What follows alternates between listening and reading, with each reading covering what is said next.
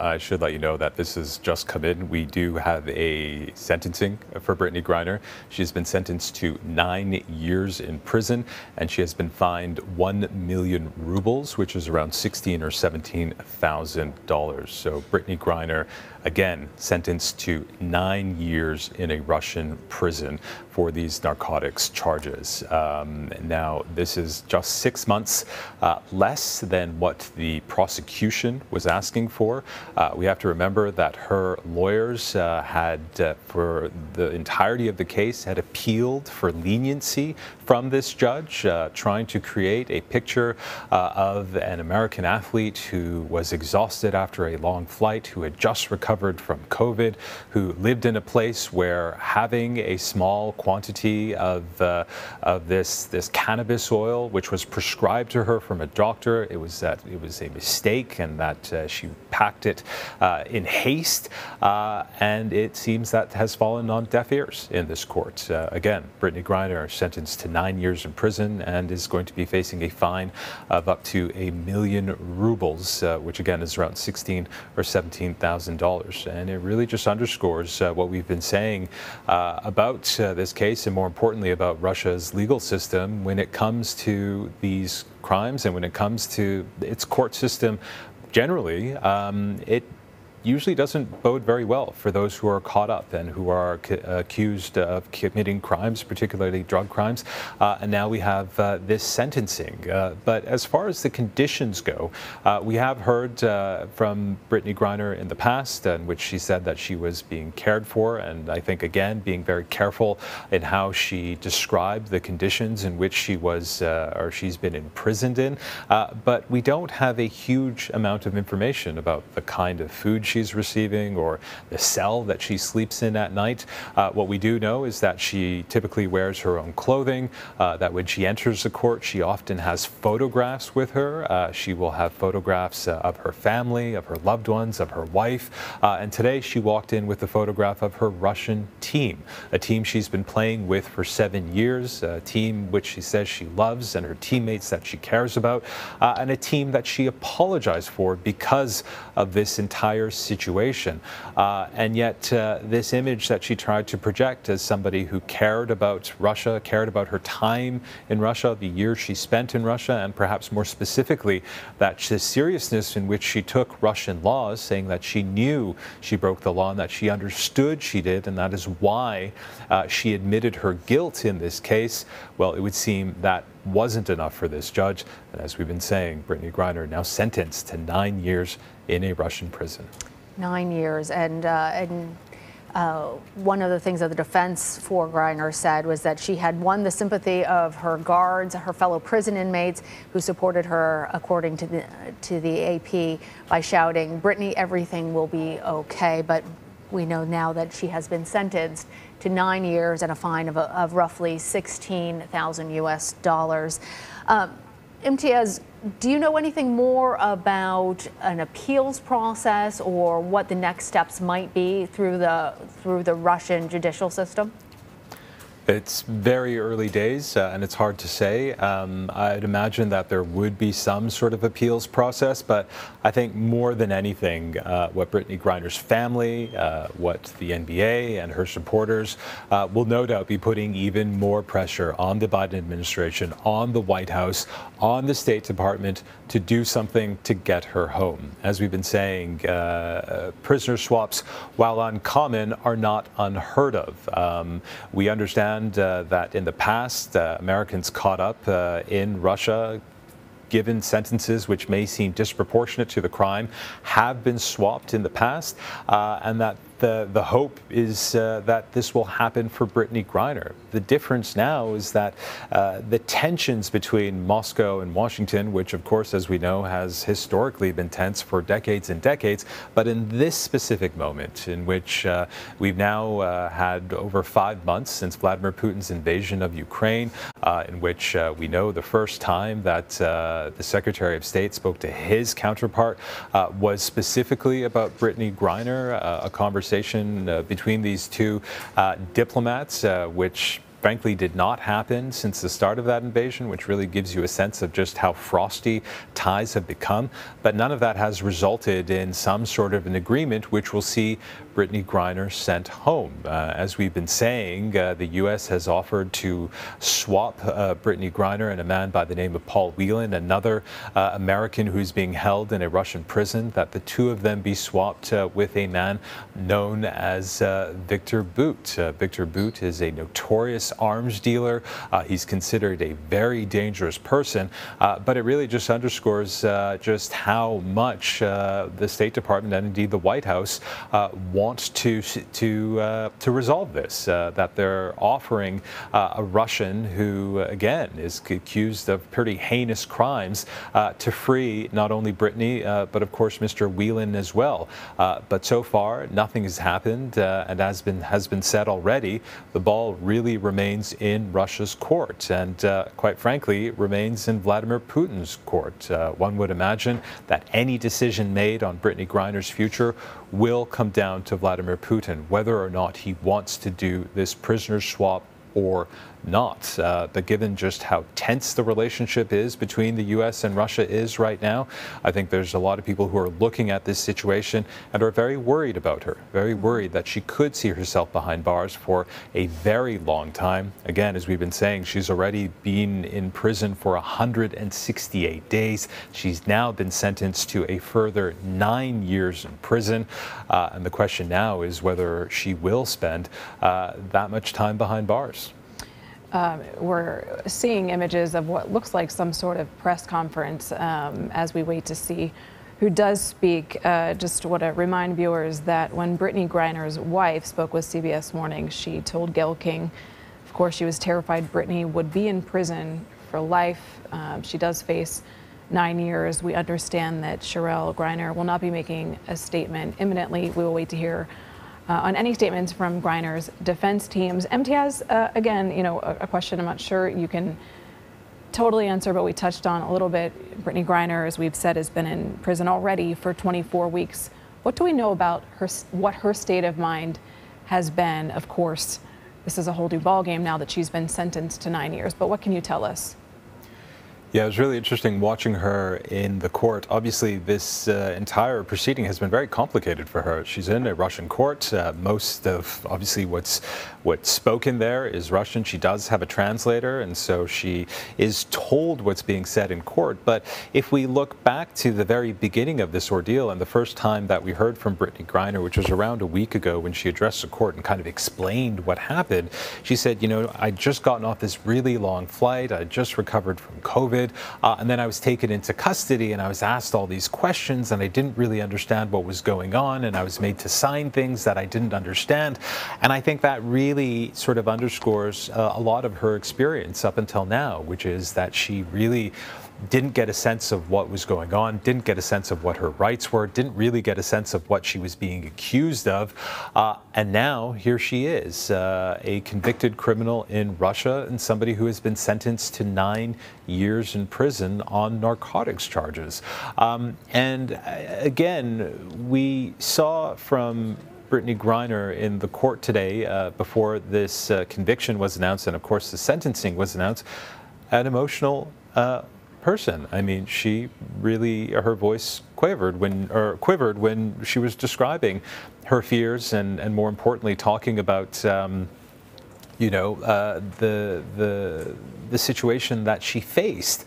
Again, saying that she hopes that her life doesn't end. And I can't imagine what it must be like to be sitting in a courtroom so far away from her home to learn that she's been sentenced to 9 years in prison. And as you rightly point out, her wife gave an interview to Gayle King on CBS Mornings, and it's clear there's a lot of love between these two spouses. Brittney Griner has mentioned her every single time that she's spoken to the court, and this is no doubt very difficult for her. And again, when we heard from her today, the one thing Brittney Griner was doing over and over again was apologizing to her wife, apologizing to her family, apologizing to her team in Arizona, and apologizing to her team in Russia as well. It's very clear that she feels terrible about this situation, and of course is no doubt very scared about what's to come given this sentencing. And she also finds herself in the middle of a massive geopolitical situation between two very powerful countries who are at odds with each other. And this is a pretty extraordinary situation. And on that note, Imtiaz, we are just hearing from President Biden, who's weighing in. He has a statement saying today American citizen Brittney Griner received a prison sentence. That is one more reminder of what the world already knew. Russia is wrongfully detaining Brittney.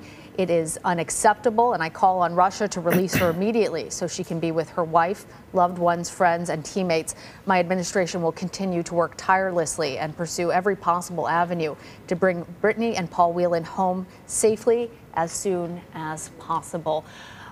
To speak more on this, I want to bring in now Jonathan Franks. He is a spokesperson for Trevor Reed, who was freed in a prisoner swap with Russia back in April. Thanks for being here, Jonathan. We know that Trevor had also received a 9-year sentence in a Russian prison, just like the sentence that Brittney Griner has just received. Can you tell us anything more about, now as the attention is shifting to the possibility of a prisoner swap, what that would mean? And we understand that for your client, it meant for him 3 years in a Russian prison. Might Brittney Griner be looking at a substantial amount of time before this can be ironed out? And thanks for having me. The simple answer is yes. She could be looking at a substantial period of time. I hope that's not the case. I watched her set the feed of her sentencing today. I'm so sorry, Jonathan. As this is breaking news, we are just now hearing from a spokesperson outside of Moscow. I attended every session of Ms. Griner's trial. We will continue to be closely engaged in this case. We will remain in frequent contact with Ms. Griner and with her legal team. Secretary of State Blinken, President Biden's national security team, and the entire American government remain committed to bringing Ms. Griner home safely to her family, friends, and loved ones. And I, as chargé d'affaires of the U.S. Embassy in Moscow, will also do my best to bring her home safely. I will continue to do everything to care for the safety and well-being of Ms. Griner and of all U.S. citizens detained in the Russian Federation. We have no higher priority. Thank you. Is it still possible to change her? I have no further. We were just hearing from the chargé d'affaires for U.S. citizens saying there's no higher priority than bringing home U.S. citizens who are wrongfully detained, which is the position of the U.S. government. Jonathan, sorry to have interrupted you, but obviously with breaking news, we pivot to where the story is. Please continue when we're talking about prisoner swaps. What's next for Brittney Griner? What's next is she could be very well transferred to prison camp. And I've been watching the so-called proceeding today with Google Translate's help. I found that proceeding absurd. There's no other way to, there was numerous pieces of irrelevant, prejudicial evidence that I'm not sure was introduced in court. A bizarre theater of the absurd today, because this has been in the can since she was charged and orchestrated from above. So I think we didn't really see a court appearance today. We saw a shellacking, and it's just absolutely horrendous. It was horrendous when it was done to Trevor Reed. It was horrendous when it was done to Paul Whelan. It was horrendous when it was done to Mark Vogel. 9 years for allegedly having the cannabis equivalent of a cigarette butt is absurd. Jonathan, as you've watched other Americans on trial in Russia and you compare some of what you just described, what Brittney Griner's trial has looked like and what has unfolded during this time, reminding our audience that this all began a week before Russia invaded Ukraine. Have you seen any differences in Griner's, court case in the trial? Yes, and yes, I think that the trial was higher profile. It was shorter because she pled guilty. Trevor did not plead guilty. but it does seem to me to be this, relatively similar. And, I kind of, it's theater of the absurd. Nothing ever seems to matter. I mean, her lawyers put forth an excellent, case on mitigation, both her contribution to both Russian and American society, and the fact that the search didn't comply with Russian law. And that didn't seem to make a difference. I mean, 9 years seems to be the magic number for their hostage taking these days. Jonathan, that's a very interesting point that there are several points in which the defense has argued that she was not afforded the rights that are provided to all people who are accused of crimes under Russian laws. Thank you for joining us. We're going to continue the conversation with Imtiaz and Jessica.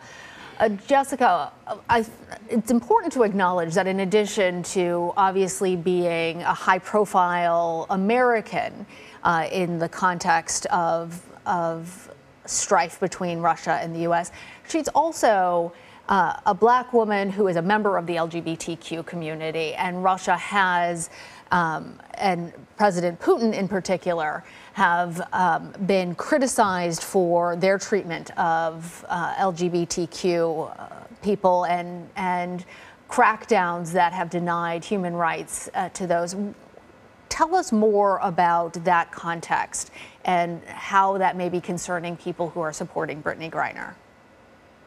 Well, I think that's why people were listening, or part of the reason why people were listening so carefully, for instance, to what her conditions are in terms of how she's being held and how she may be held. And I think you're exactly right to point this out. We're talking about a woman of color who's a member of the LGBT community. And we know that Russia is not a place, at least under Vladimir Putin, where they have pushed for equality. I mean, that may be the understatement of the morning, but they have not treated the LGBT community as being deserving of equal rights. They have treated them with discrimination. And so I think, again, that's why when we hear reporting of the prison guards, for instance, saying, Brittney, we're with you, a lot of people have more concern maybe than they would for another American, Caucasian male, for instance, about what is actually happening to her while she's being held and what may happen to her next. Now, obviously, we don't know how any of those dynamics in terms of her identity and who she is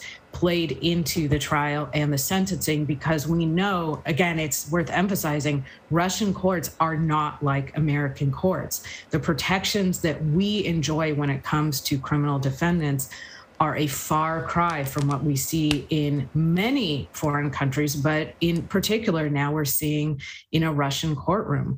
And so I think we're exactly right to ask the question of what will happen to her and will she be treated, frankly, in a way that is even more concerning because she's a woman of color, because she's a member of the LGBT community. I think President Biden's statement here is really unequivocal, and he's saying this is a top priority to bring her home in a way that gives him, I think, it decreases some of his bargaining power, right? To say, we need this, we want this, we're putting this as a top priority.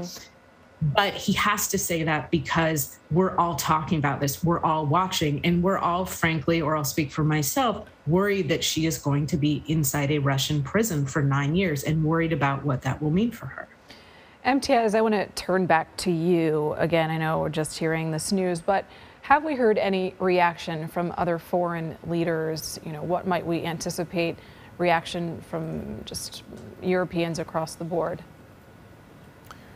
Well, I think the nations that obviously are naturally aligned with the U.S. are certainly going to be appalled at this conviction and are certainly going to be advising their citizens not to travel to Russia and to be very mindful when they do travel to Russia.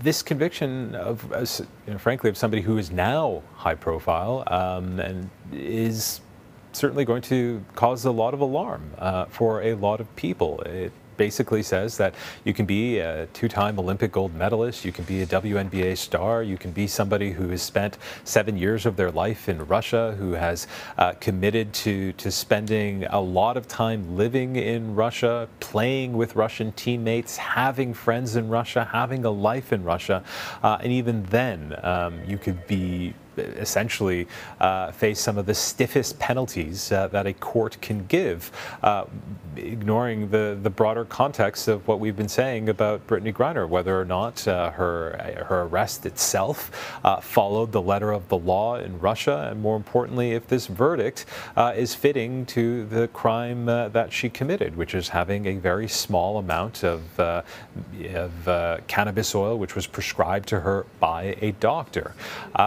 But again, it really just widens the lens here, because we are looking at this from a geopolitical point of view.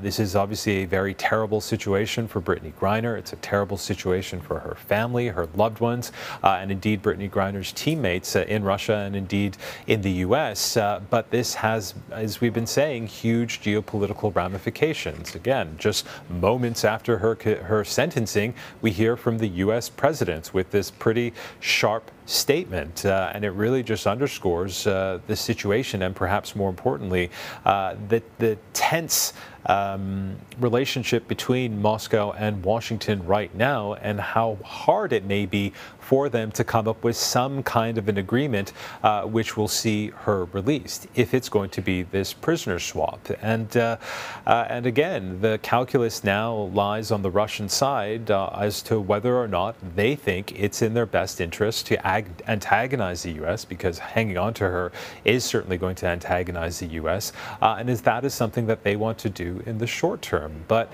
you know, as we've been hearing, when it comes to Brittney Griner herself, as part of this sentencing of 9 years, we also understand she's going to be sent to a penal colony. Now, what that means in real terms, well, it's hard to say, but I suppose if we use our imagination, it's probably not going to be great, and she's going to find herself in a very difficult situation for an unknown period of time. The hope is that negotiations between Russia and the U.S. will move quickly, and that she will be sent home just as quickly. But given how tense things are, and given what we understand about the initial interaction between Sergei Lavrov, who is the Russian foreign minister, and the Secretary of State, Antony Blinken, that it's not looking great, quite frankly. And so we understand that the U.S. will continue to pursue this deal, continue to pursue a way to get Brittney Griner and indeed Paul Whelan out of Russia. But as of today, it seems we're no further ahead in this situation. And Brittney Griner is now trying to absorb the enormity of what's just happened. She's been sentenced to 9 years in a Russian penal colony, and after spending already 24 weeks behind bars.